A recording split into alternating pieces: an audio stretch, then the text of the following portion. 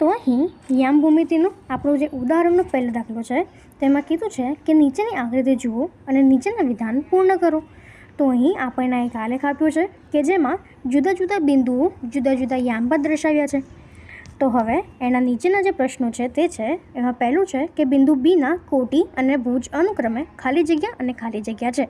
તો આપણને ખબર છે કોટી એટલે કે જે વાય અક્ષ હોય એ, અને ભુજ એટલે કે જે એક્સ અક્ષ હોય એ. તો અહીં આપણે જોઈ શકીએ છીએ કે જે બિંદુ બી છે એના જે કોટી છે એ 3 અને ભુજ છે એ 4 છે. માટે બિંદુ બીના યામ જે છે એ થશે એક્સ અક્ષ એટલે 4 અને વાય અક્ષ એટલે 3. એના પછી બીજું છે કે બિંદુ એમના એક્સ યામ અને વાય યામ અનુક્રમે -3 અને 4 છે. આથી બિંદુ બી જે છે એના યામ બિંદુ એમ છે એના યામ થશે -3 અને 4. એ જ પ્રમાણે ત્રીજું છે કે બિંદુ એલના એક્સ યામ એ 5 -5 અને વાય યામ એ -4. એથી બિંદુ એલના યામ -5 અને -4. એ જ પ્રમાણે ચોથું છે કે બિંદુ એક્સના એક્સ યામ અને વાય યામ અનુક્રમે 3 અને -4. એથી બિંદુ એક્સના યામ જે છે એ થશે 3 અને -4. એ જ પ્રમાણે હવે એની જે બીજો આલેખ છે તે છે કે નીચેની આકૃતિમાં અક્ષો ઉપર બિંદુના યામ લખો. તો અહીં આપણને જે બિંદુઓ છે તે અક્ષ પર આપ્યા છે. તો એને નીચેના જે છે તો અક્ષ પર બિંદુ લખીએ તો જે એ બિંદુ છે તો એ આપણો એક્સ અક્ષ પર છે એટલે અને 4 પર છે, તો આપણે તેના યામ લખી શકીએ કે 0 અને 4. એવી જ રીતે જે બી છે એ વાય અક્ષ પર છે અને તે 3 પર છે, તો આપણે લખી શકીએ કે બીના યામ છે 0 અને 3 થાય. એવી જ રીતે બિંદુ સી છે તે આપણું -5 અને 0 થશે. જે બિંદુ ડી છે એ આપણું 0 અને -4 અને ઈ જે છે એ 2/3 અને 0 થશે.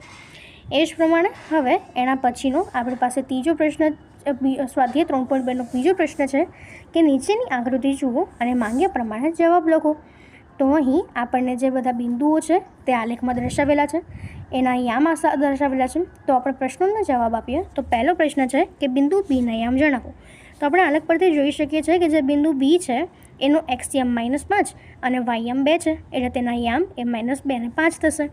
એવી જ રીતે જે બિંદુ સી છે એના યામ તો એનો એક્સ યામ 5 અને વાય યામ -5, એટલે તેનો જે યામ છે તે થશે 5 અને -5.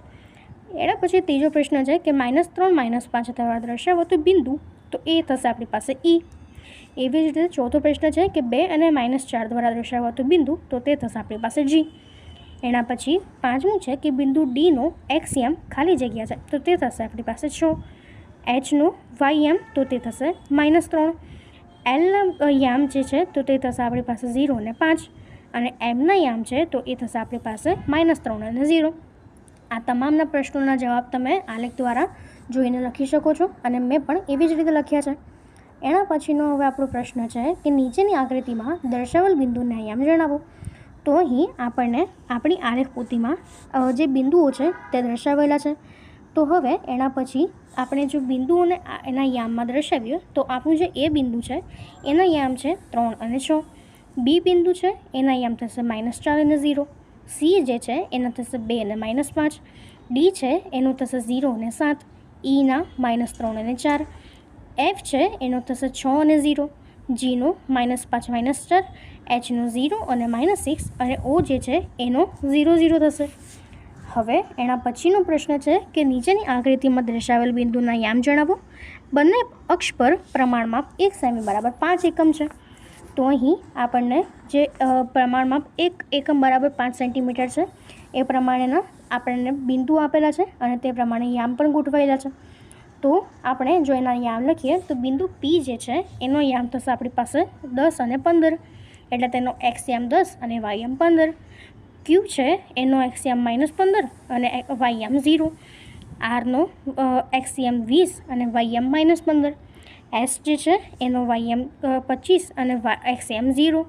ટી છે એનો એક્સ યામ -20 અને વાય યામ 0, એટલે 20 થશે. અને યુ છે એનો એક્સ યામ -20 અને વાય યામ -25. એવી જ રીતે જે વી છે એનો એક્સ યામ 0, વાય યામ -15 અને ડબલ્યુનો એક્સ યામ 25 અને વાય યામ 0. તો આ રીતે આપણે બિંદુઓના યામને લખી શકીએ છીએ. હવે એના પછીનો આપણી પાસેનો પ્રશ્ન છે કે નીચેની આકૃતિમાં દર્શાવેલ બિંદુના યામ જણાવો. તો અહીં આપણને જે આલેખ આપ્યો છે એ આલેખમાં બધા બિંદુઓ છે એ જુદા જુદા યામ પર ગોઠવાયેલા છે.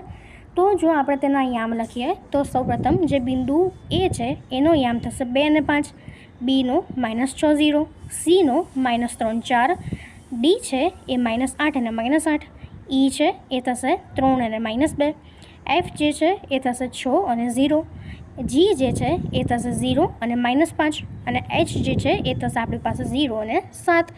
તો આ રીતે આ લેખને આપણે આ યામ લખી શકીએ. એના પછીનો આપણો આલેખ છે કે નીચેની આકૃતિમાં દર્શાવેલ બિંદુના યામ જણાવો. બંને અક્ષ પર પ્રમાણમાં 1 સેન્ટીમીટર બરાબર 100 એકમ લો.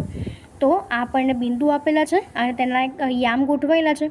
તો આપણે જો તેના યામ લખીએ તો સૌપ્રથમ જે બિંદુ પી છે એના યામ થશે -50 અને 40, ક્યુ છે એના યામ થશે 80 અને -60, આર માટે 0 અને 40, એસનું -70 અને 0, ટી છે એનું -70 અને -70, યુનું 0 અને -40, વીનું 80 અને 0, અને ડબલ્યુનું 30 અને -30.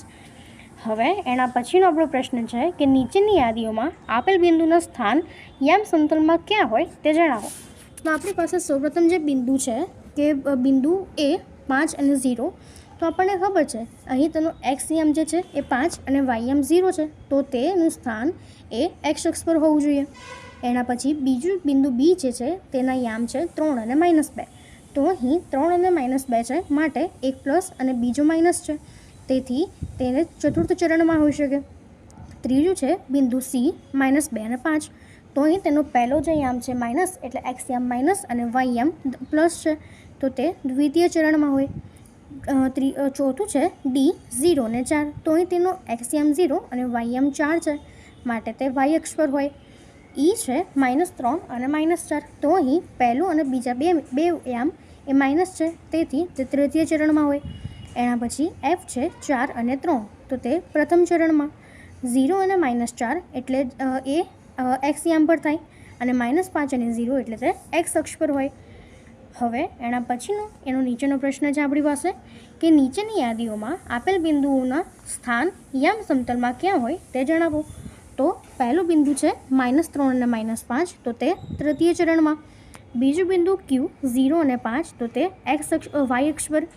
એના પછી આર 3 4, તો તે પ્રથમ ચરણમાં. એસ જે છે એ 4 અને 3, તો તે પણ પ્રથમ ચરણમાં. ટી 5 0, તો તે થશે આપણું એક્સ યામ પર. યુ -3 અને 5, તો તે થશે આપણું તૃતીય ચરણમાં. વી 5 અને -3, તો તે થશે ચતુર્થ ચરણમાં. ડબલ્યુ 0 અને -3, તો તે થશે વાય અક્ષ પર. એના પછી આપણી પાસે એક્સ છે -3 અને 0, તો તે થશે એક્સ અક્ષ પર. અને વાય છે 3 અને -5, તો તે ચતુર્થ ચરણમાં. અને છેલ્લું ઝેડ -5 અને 3, તો તે આપણું દ્વિતીય ચરણમાં થાય.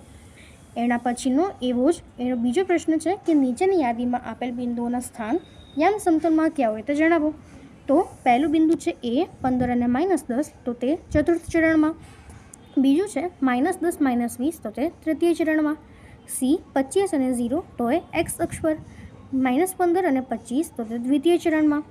ઈ -5 અને 0, તો એ એક્સ અક્ષ પર. 0 અને -15, તો વાય અક્ષ પર. 25 અને 5, તો તે થશે પ્રથમ ચરણમાં. અને 0 અને 15, તો તે થશે વાય અક્ષ પર.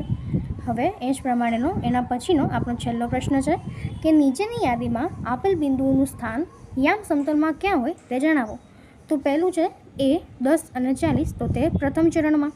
બીજું -3 0, એક્સ અક્ષ પર, કારણ કે તેનો વાય યામ 0 છે.